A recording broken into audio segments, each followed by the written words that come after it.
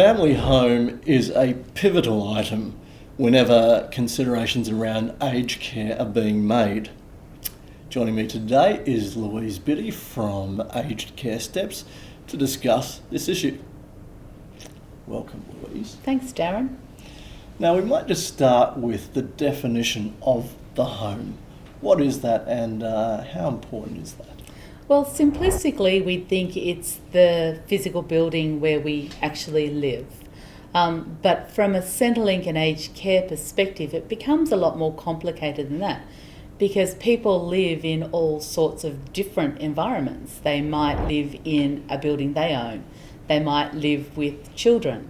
They may live in private rented accommodation, granny flats, nursing homes. There's a whole range of different types of accommodation. So what we need to do is define what the home is, whether it's a building and land, how much of that land it is, and under what rules does the department apply an asset value to it. So obviously the significance is, depending on the definition, will depend upon what strategy and what you can do in those circumstances. Yeah, it does most definitely, because there's various strategies whether you're an owner or living in somebody else's home. But it also is really important, particularly when we look at farmers, for example. We need to define, so the normal definition of a home is physical building and up to 2 hectares surrounding that building on the same title that is used for private purposes. When we start to look at farmers, though, they can have extended land use tests, which might define the home as that building they live in and a much larger parcel of land. And the relevance of that is exemptions from Centrelink point of view, and also lower asset values assigned from an aged care point of view. So defining the home and getting that defined correctly can help get a better age pension. It can also minimise aged care contributions to fees. Now, there's this notion about protected person. How does that fit into this whole picture? Yeah, the protected person seems to be the golden grail that people want to look for, because if you have somebody living in your house who meets the definition of protected person, then it will become exempt when you are looking at the aged care rules. Right. So instead of having your home assessed at the capped value, it will be an exempt asset for aged care rules. Centrelink's a little bit different in how they assess it. But again, we find that's one of the most complicated things. It seems again to be easy. Is there a protected person living in your home or not? It's about the timing of doing that. It's about the ongoing reviews. Does that change after you've moved into care? How does it change? When does it change? What are the implications of it? Who particularly meets the definition of a protected person, because there are very strict criteria. It's a spouse. In very rare cases, you might have a dependent child. I've never come across one of those, but it's possible. It might be a close family member who's lived there for 5 years and qualifies for an income support payment, or a carer who's lived there for 2 years qualifies for an income support payment. So each part of those definitions needs to be unwrapped. Each part needs to be analysed to determine when and how it actually applies, and for how long.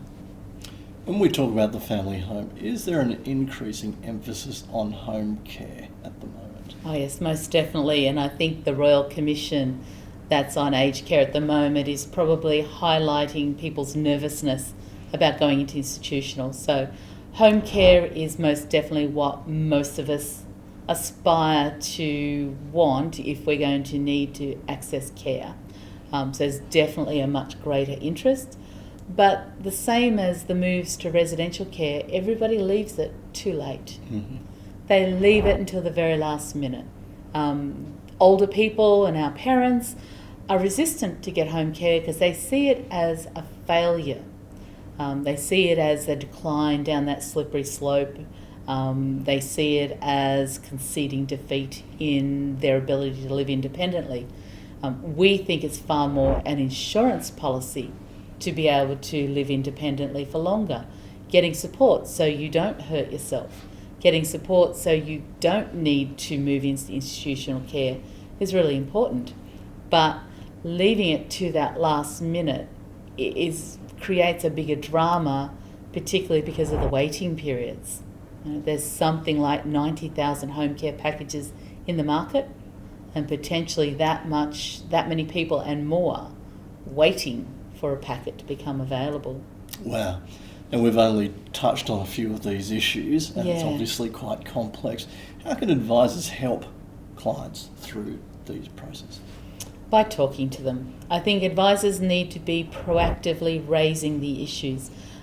They're objective in this discussion. They're objective from the person and from their family.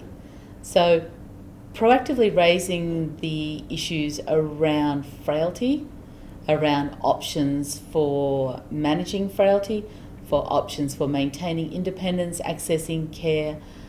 So I think it's that proactive conversation, not being afraid to raise it, being able to then help the person formulate a plan for now and into the future, and then being able to help them have a discussion with the families so that everybody in the family, the kids, the spouse, everybody who's going to have a concern about this, understands what's important, how it can be implemented, and what strategies will apply.